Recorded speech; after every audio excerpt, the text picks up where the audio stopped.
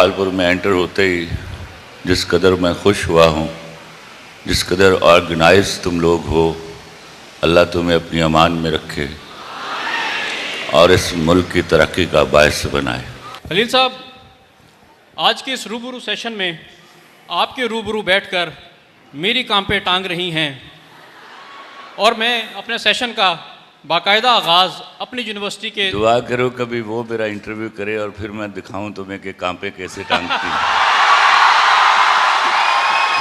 हम खलील साहब वक्त की किल्लत को मरूज़े खातिर रखते हुए अपने तुम प्रोग्राम लानत को आगे भेजो वक्त की किल्लत को, तुम सवाल करो तो आपको वही जबान आती है जिसमें आप ख्वाब देखते हो और उस जबान पर प्राइड लीजिए। दुनिया में एक मिसाल नहीं है कि किसी मुल्क ने तरक्की की हो और उसने किसी और जबान में काम किया हो।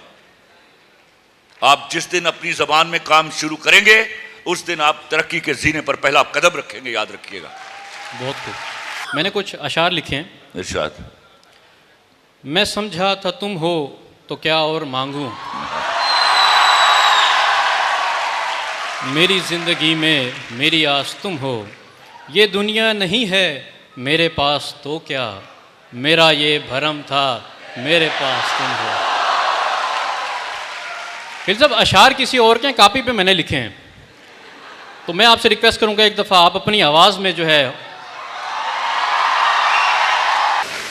भूल जाने का हुनर मुझको सिखाते जाओ, जा रहे हो तो सभी नक्श मिटाते जाओ। वाह वाह वाह।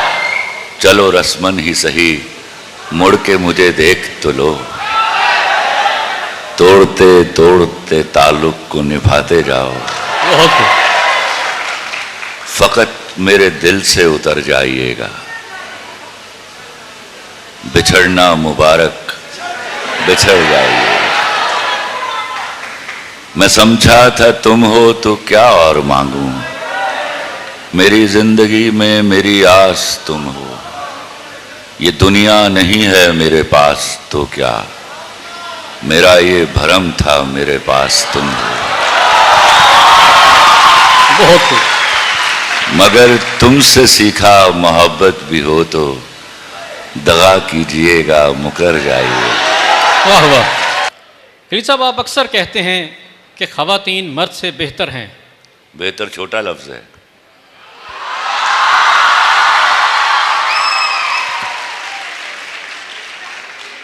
मर्द तो घात पर बैठा हुआ चोर है।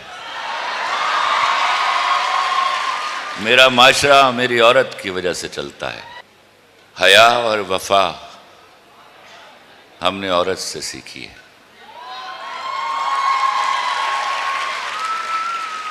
और आपको मैं बताऊं, हया और वफा औरत की पहली खूबसूरती है। शक्ल बड़ी देर बाद आती है, याद रखना। खूबसूरत।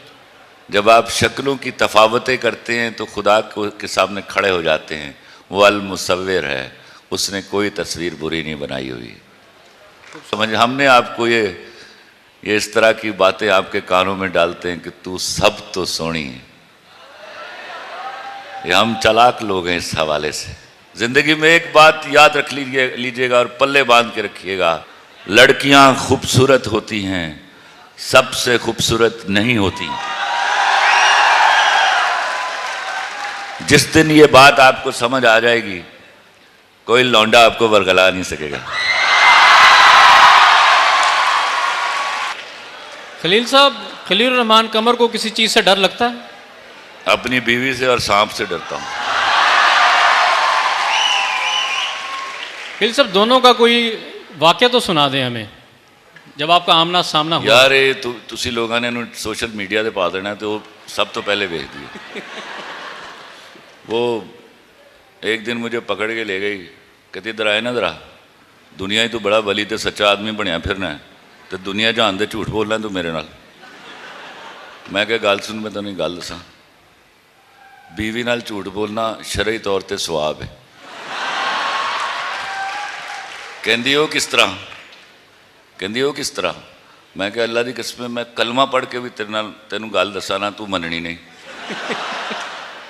ते तेनू हुंदा गुनाह, तो मैं झूठ बोलना तू मानती नहीं, तेन गुनाह कोई नहीं होता, तेरी जिम्मेदारी मैं अपने सिर ते पाई।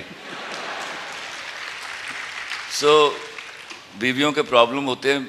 क्या है कि लड़की और बीवी में ज़मीन और आसमान का फ़र्क है।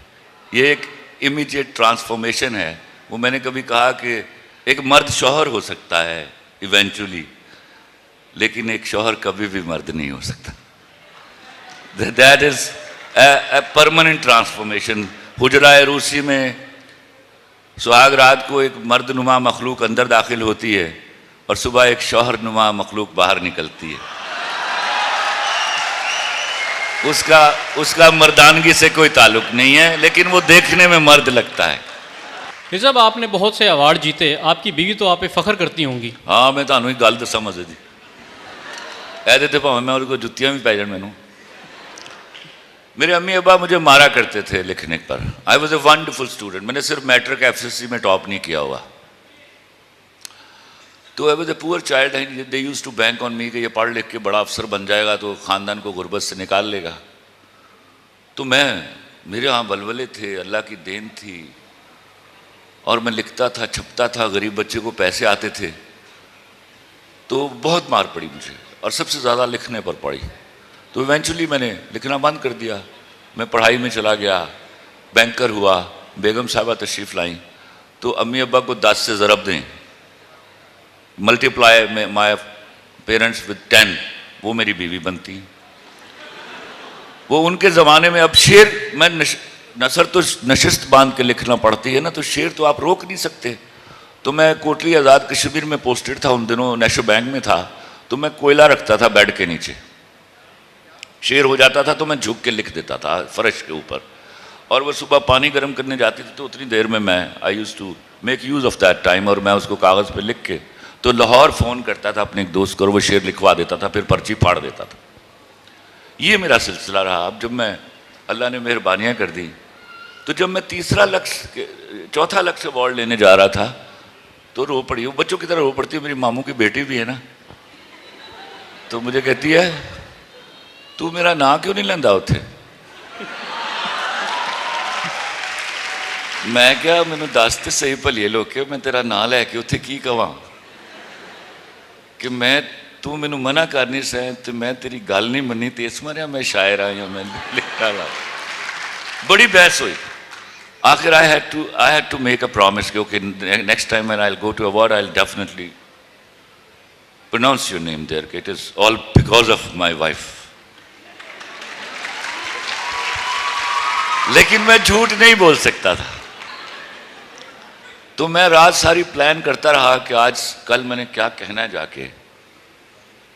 तो हिम्मत नहीं पड़ रही थी कि इससे पहले कि बीवी झूठा कहती काफ़ी है, लोग झूठा कहेंगे तो बड़ी शर्म आएगी।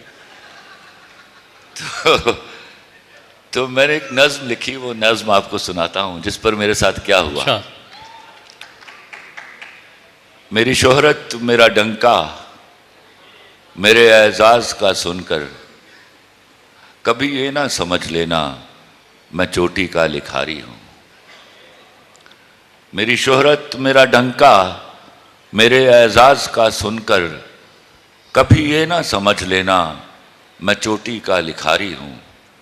मैं बिजनेसमैन हूं जानम, मैं छोटा सा व्यापारी हूं। मेरी आड़त पे बरसों से जो महंगे दाम बिकता है, वाह। मेरी आड़त पे बरसों से जो महंगे दाम बिकता है, वो तेरे गम का सौदा है। तेरी आंखें, तेरे आंसू, तेरी चाहत, तेरे जज्बे यहां शेल्फों पे रखे हैं।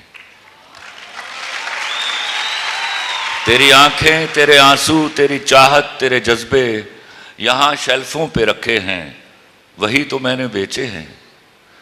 तुम्हारी बात छिड़ जाए तो बातें बेच देता हूं। वाह वाह। तुम्हारी बात छिड़ जाए तो बातें बेच देता हूं। जरूरत कुछ ज्यादा हो तो यादें बेच देता हूं।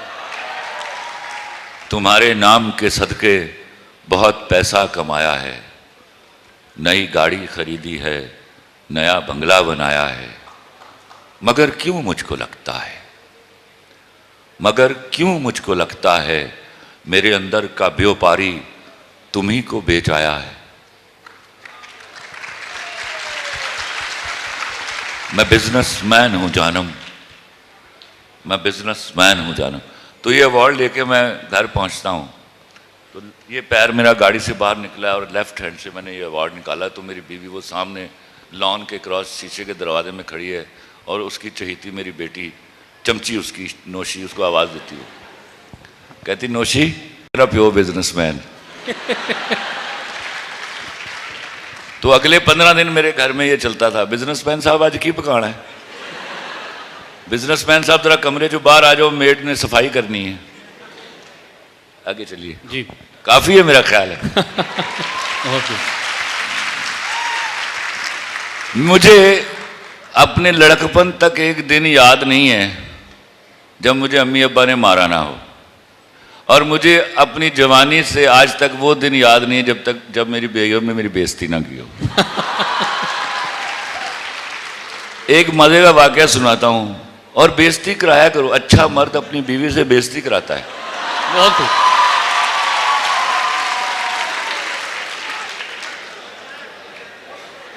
उसका निक नेम है रूबी।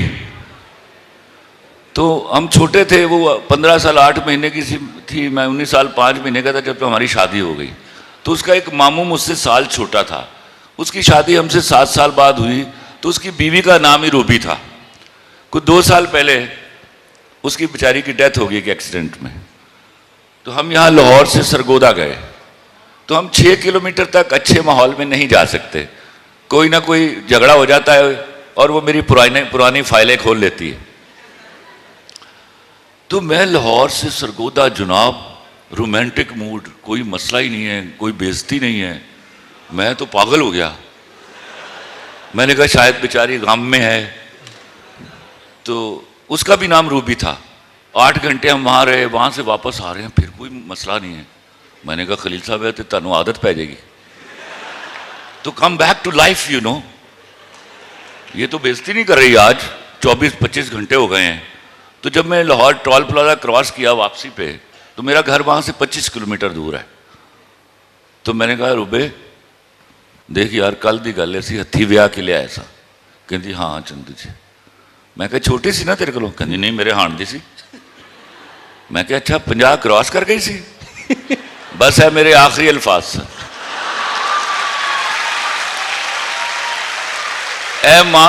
अद्धे किलोमीटर सारी गुफ्तगू हुई है, 24.5 किलोमीटर मेरे नाल जो हुई है। मैं घर दे गेट ते आके गड्डी खड़ी की थी, तो मैं थैंक यू बोलिया। मैं कहा यार असल च ना मैं परेशान हो गया सा, तेरी मेहरबानी है, you brought me back to life, thank you very much. आप अपनी काया पलट लेंगे उस दिन जब आप अपनी बीवी की इज्जत अपनी माँ के बराबर करेंगे। बहुत खूब। आप बीवी ब्याह के नहीं लाते, अपने बच्चों की माँ ब्याह के लाते हैं, वो दैट्स अनदर मदर। इस बात पर तहकीक कीजिए, किसी वक्त आलमों से मुकालमा करूंगा इस बात पर मैं। बहुत खूब। खलील साहब, दुराब खलील जो आपके बेटे हैं, एक उभरता सितारा, क्या उन्हें भी कभी कोई कुट पड़ी है आपसे? बड़ी कुट पड़ी। मैं उसको बाप ही नहीं मानता जो बेटे को मारता नहीं है। This is my culture and I take pride in that you know. मैं उसको बाप नहीं मानता जो अपने बेटे को मुंह पर थप्पड़ नहीं मारता, याद रखिएगा। और ये आपको इन द लॉन्ग रन जाके पता चलेगा। बेटे की तरबियत का सबसे पहला उसूल उसके मुंह पर थप्पड़ मारना है जब वो गलती करे, और सबसे बड़ा उसूल है कि कुछ भी हो जाए कभी बेटी के मुंह पर थप्पड़ ना मारिएगा। आप लड़की की बात कर रहे हैं, अभी कल की बात है, आपके यहाँ इंडिया के घटिया ड्रामे हिट हुए थे। बिल्कुल। इंडिया को ड्रामा बनाना नहीं आता, बट आप माशाल्लाह अल्लाह के फजल से सारियां उसले की बनिया सनो, की कहते सनो, हाँ हाँ, कोई पूजा सी तो कोई वो सरस्वती सी। ये हमारी बदकिस्मती है जब हम डीकल्चराइज हो जाते हैं ना। हमारा सबसे बड़ा गुनाह है कि हमने अपने कल्चर के ऊपर प्राइड नहीं लिया। हम बजाय दूसरों को अपना कल्चर देते, हमने उनसे लिया कल्चर और अपने कल्चर को गाली दी। मुझे आप जानते ही नहीं हो यार। अच्छा हमें बताएं, हम जानना चाहते हैं रियल। अब आपको जान लेना चाहिए, it's enough to understand now me, you know. मैं वो हूं, मैं आपको बताऊं, मैंने जब मेरी शादी हुई, मैं अपनी उम्र से बड़ा बच्चा था हमेशा। तो 15 साल 8 महीने की थी मेरी बीवी, और मैंने उसको 2 बातें कही। और उसको भी एक बात को गलत पेंट किया गया। मैंने उसको कहा हुकूमत करना मुझ पर, लेकिन साल में 4-5 दिन को बिहेव लाइक ए स्लेव, यार मेरी भी कोई इज्जत रह जाए। और मैंने हुकूमत कराई, बगैर किसी आईनी तरमीम के मैंने हुकूमत कराई है। बहुत खूब। दूसरी बात मैंने उसको कही कि अभी तुम छोटी हो, ऐसी किसी लड़की से दोस्ती ना करना जिसका ब्रेकअप हुआ हो। इसका मतलब यह नहीं कि वो बुरी है, वो बुरे हाल में है, उसको तुम्हारी खुशियां पसंद ही नहीं आएंगी। और तीसरी जो सबसे बड़ी इंपॉर्टेंट बात थी, जो मैं आज आप लोगों को सिखाऊं, मैंने वलीमे की रात या शायद उससे अगला दिन मैंने अपने अब्बा जी और चचा को बिठाया और मैंने कहा, अजीम बुजुर्गों, आप में से कोई मेरी बीवी के सामने कभी ऊंची आवाज में बात नहीं करेगा।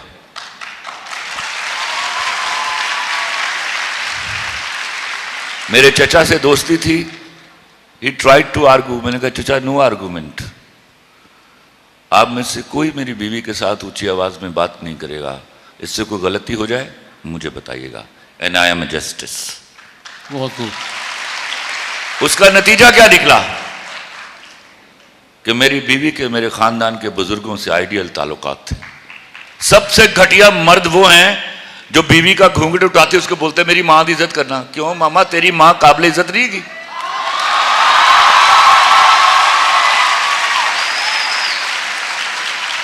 Ask your mother to command that respect.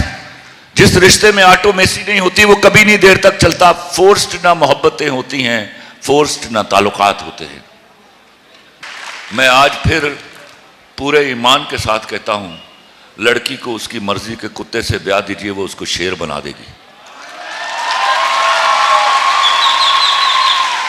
आप उसको अपनी मर्जी के शेर से ब्याहेंगे, वो इंशाल्लाह उसको कुत्ता बना देगी। ये साहब, मैंने एक दफ़ा एक वाक़या सुना कि आपके वालिद साहब जो हैं वो कोई जिन वगैरह भी निकालते थे, एक खातून थी। ये बड़ा सुनने का वाक़या है। मेरे वालिद साहब पैंट बूशर्ट पहनने वाले ज़रा थोड़े से बेहतर आदमी थे हमारे ख़ानदान में। तो मैं when I was growing up 15-16 साल का होऊंगा तो मुझे पता चला अब्बा जी जिन भी कट लेंगे। तो पता चला सिर्फ जवान कुड़ियां दे जिन कटते। I was very surprised. तो मैंने एक दिन अब्बा से पूछा, अब्बा जी तुम जिन भी कट लेंगे? तो अब्बा जी स्माइल एट दैट। अच्छा दोबारा कभी कटांगा तो फिर मैं तुम दसांगा। And I was then since then I was waiting. एक दिन को रात में दस्तक हुई को 12-12:15 बजे के करीब। तो बाहर गया तो हमारी बरादरी के एक साहब थे, वो खड़े थे।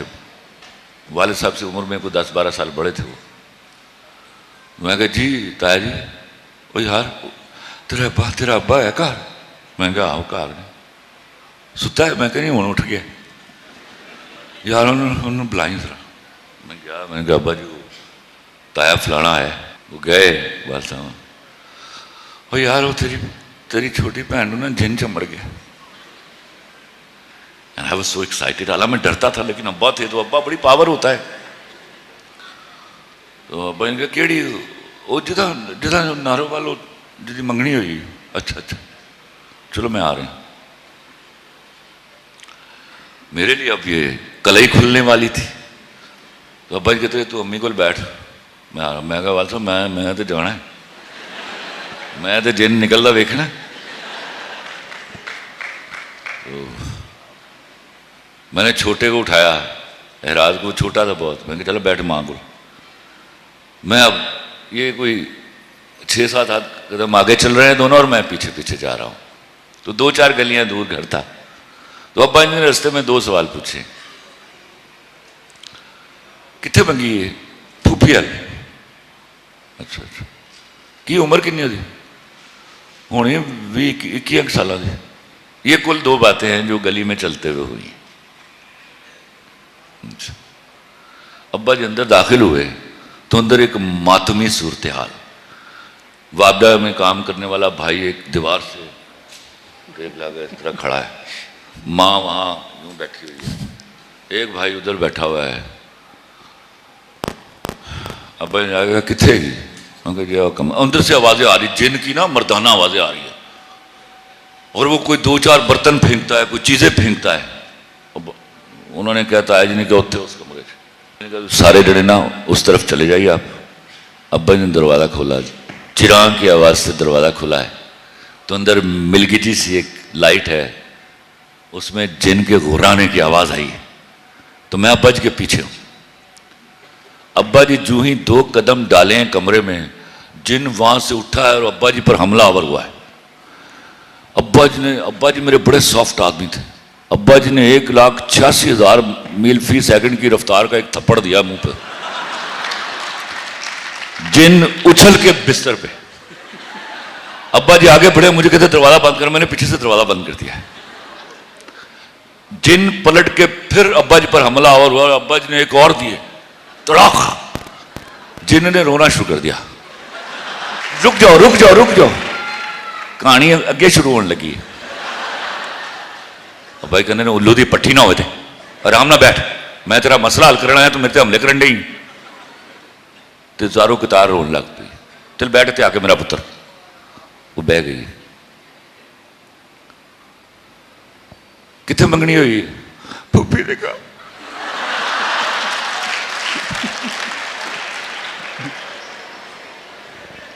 किदे नाल करना है? खाला ने कहा।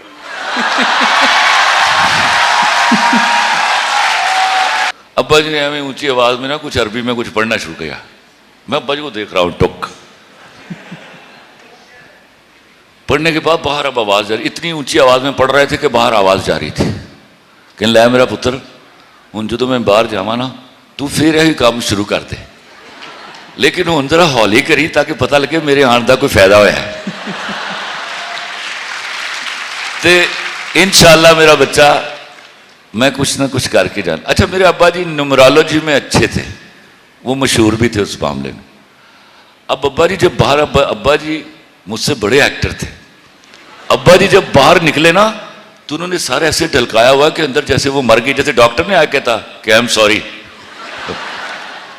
तो वो आके कहता है अब्दुर्रहमान है क्या? पाजी एक मिनट, उधर आ जाओ, कापी पेंसिल ले आ यार। अब ये सुनने का वाकया याद रखिएगा।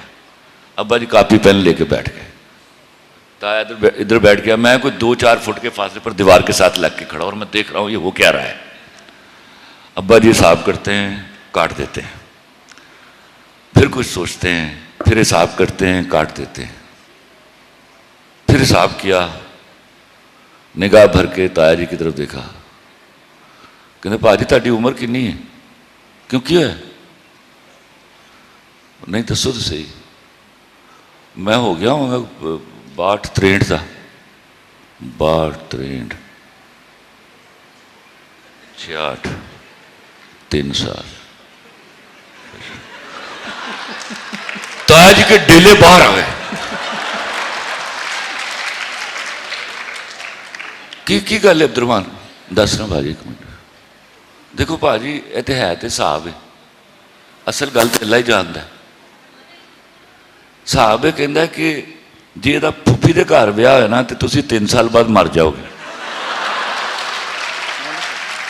वैसे भाजी मनो ना, इतने अल्लाह बेहतर जानता है, इतने हिसाब दी गल्लां ने हो रहे झूठा ही होवे। मैंने वो रंग उड़ा हुआ आज तक नहीं देखा जो ताया जी का रंग उड़ा हुआ था। वालिद साहब ये कुछ 4-6 दफा कह के कि भाजी साथ कहीं भी जा रहे हैं, हौसला भी दिए जा रहे हैं। वापस आ गए। कोई 8-12 दिन बाद वो कुड़ी ने साढ़े घर आई खुश खुश कार्ड लैके कि मेरा खाला दे घर विआह तय हो गया। ये सब कभी एक दफ़ा ऐसा हुआ कि मुझे भी जिस तरह फिल्मों का बहुत शौक था, मैं फिल्म देखने गया तो मैंने देखा वहाँ फिल्म देखने गया।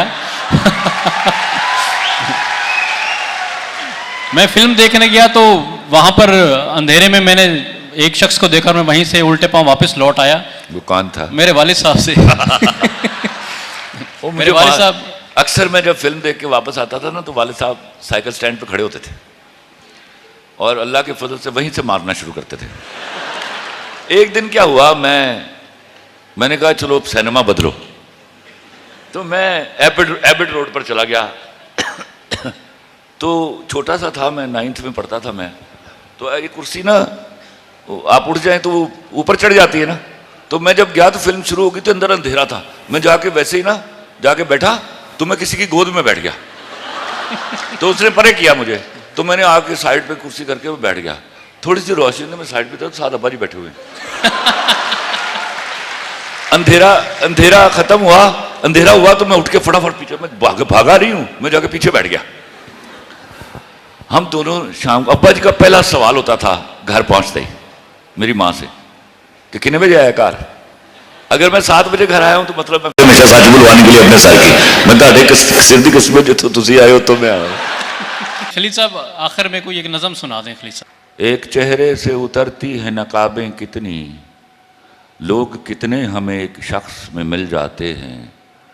वक्त बदलेगा तो इस बार मैं पूछूंगा उसे, तुम बदलते हो तो क्यों लोग बदल जाते हैं। बहुत खूब।